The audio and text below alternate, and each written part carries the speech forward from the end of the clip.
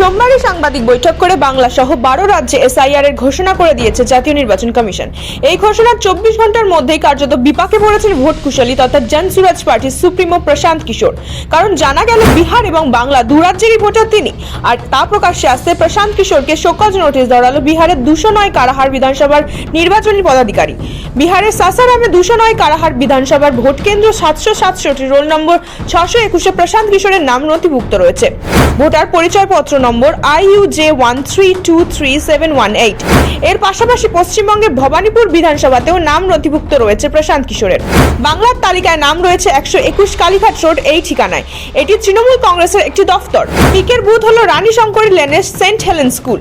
দাবি করা হয়েছে 1950 সালের প্রতিনিধিত্ব আইনের ধারা 17 অনুযায়ী এক ব্যক্তির নাম একাধিক জায়গায় থাকতে পারে না। সেই প্রেক্ষিতেই নোটিশ দেওয়া হয়েছে প্রশান্ত কিশোরকে। আগামী 3 দিনের মধ্যে উত্তর দিতে বলা হয়েছে তাকে।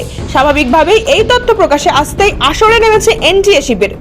आपके खुद के जब दो आईडी हैं और आप दूसरों के ऊपर आप सवाल उठाते हैं, दूसरों की आप सो कॉल्ड पोल खोल करने का आप काम करते हैं, जबकि आपका खुद इस तरीके का आपके ड्यूअल वोटरशिप का मामला आपका सामने आ रहा है। दो जगह आपने अपने वोटर आईडीज आपने बना रखे हैं, जो कि कतई उचित नहीं है।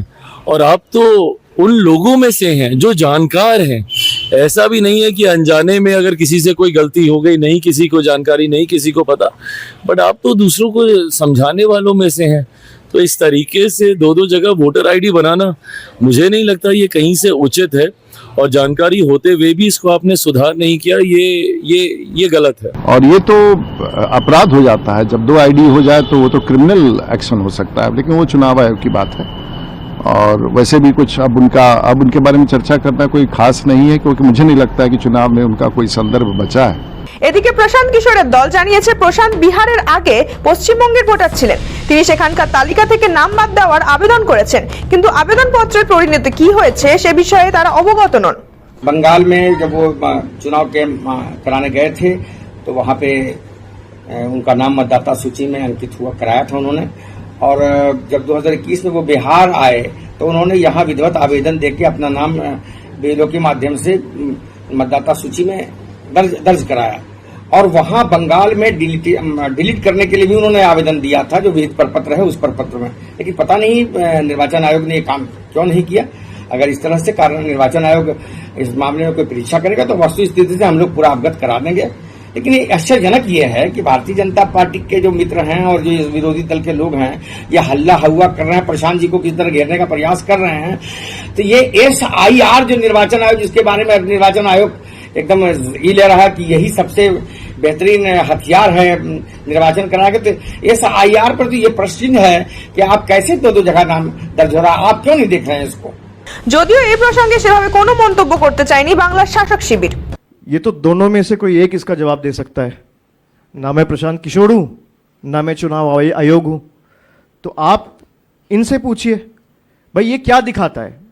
आप कोई भी मान लीजिए बंगाल में SIR होता है और होने के बाद कुछ लोगों का नाम डिलीट होता है, ये भी तो चुनाव आयोग का ही व्यर्थता है।